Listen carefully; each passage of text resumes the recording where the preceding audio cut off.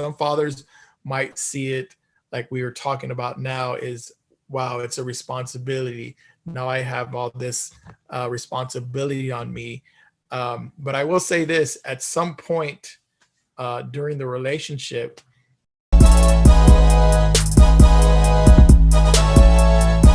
you were 18 years old. Yeah. What do you think you might be thinking, whether it's the right or wrong thing to think? What do you think you might be thinking when you're that age? I mean, recognizing that it's a surprise. I mean, Yeah. if somebody came to me at 18 and said, "You're going to be a dad," I would have been like, whoa, wait a minute, man, I'm just starting to get independent, and now you're going to tell me I'm being responsible? Yeah. Right? Yeah. I think there's a shock factor in all this. I haven't even gotten to that point of, am I happy or excited? Yeah. Now, when I was 35 and my wife came to me and she said, "We're going to have a baby," I was excited. But I'd had time to practice, and I knew my position on this was, right? I was ready to have kids. But our conversation for men, for dads, right? Yeah. Is anything, if it's a surprise, if it catches me off guard, I have to learn what we call emotional intelligence, right? How do I respond to any of this stuff, right? Yeah. And then over the years, I've kind of created a process. But I really want to hear what Sam has to say, but maybe I'm way off base. And Sam, what do you think? I mean, it's your opinion. Well, I mean, because the original question was like, how does a young man feel? Well, like I said, I'll bring in a life. I have two guys in my class. One's a 17-year-old kid. One's an 18-year-old kid. They're by far the youngest guys in my class. So I'm always kind of like picking their brains. Say, guys, kind of explain to everybody in class what is life like daily for you? Because you guys are in school, right? And they're like, no, we had to drop out. I was okay. Well, how do you feel about dropping out?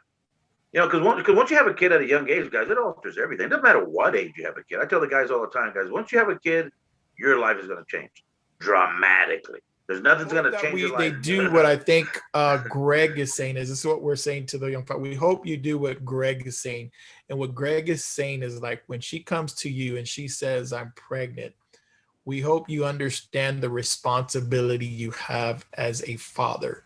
Now, when that word hits you, or those words hits you, "I'm pregnant," I think that's one of the reasons, and I know it's for me, I think that's one of the reasons we're not necessarily jumping up and down and saying, "Yay," because all of a sudden it's not about me anymore.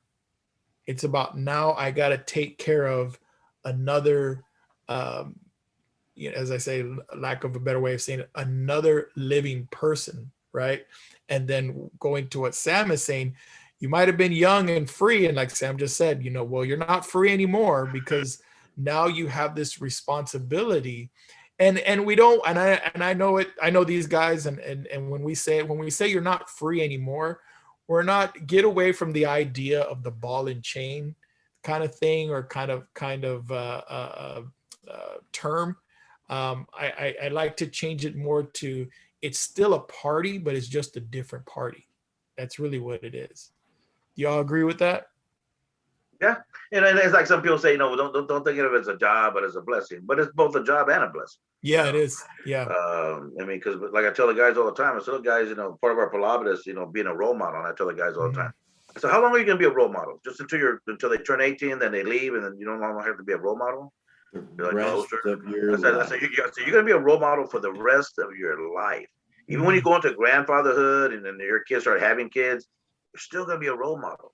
And and believe me, guys, if you're starting off bad, or you're starting off totally misinformed, hopefully by the time when your eulogy is being read and your obituaries in the newspaper, hopefully by then you've made the adjustments and made the transformation into leaving a really good legacy for your children.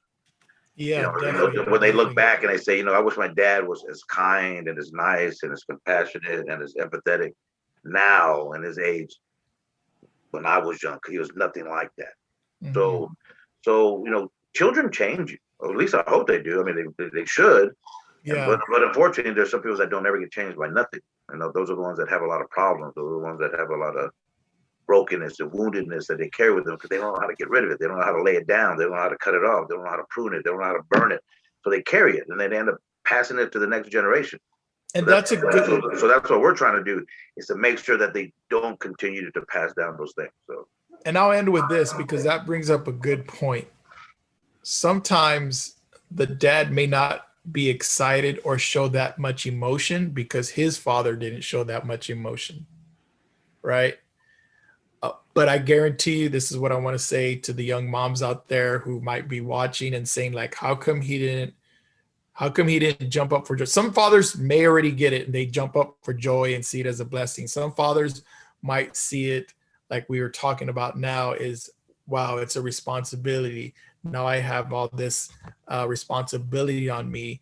But I will say this, at some point during the relationship, and hopefully it's a healthy relationship. If it's not, we'll have other videos talking about how to maintain that relationship.